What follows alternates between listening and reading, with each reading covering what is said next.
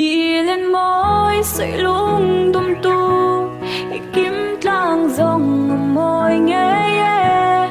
mà sẽ kết thiên lại tâm nan an cần em mình lan xí lâu đi lên môi sợi lung tung tu kiếm lang dòng môi nghe cần tiêm thút đi dòng tê kha tôn mong mồ mà em lâu ni in hiệu do căng cần tiêm thu dòng đây xây bầu ít to na hiền lên đăng trắng giúp bé ta la cây bon hiệu dài cứ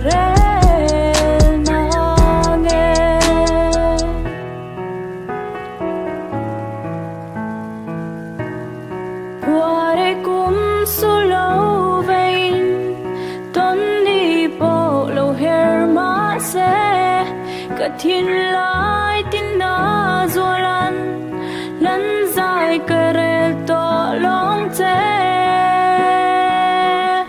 in hiệu do căng cần tiêm thu dòng bây xây bầu ít to na hiền lên đăng trắng giúp bé ta la cây bon hiệu dài cứ na nghe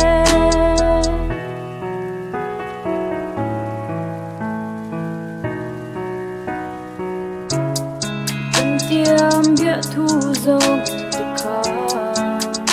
tu na dòng địa chu cái gì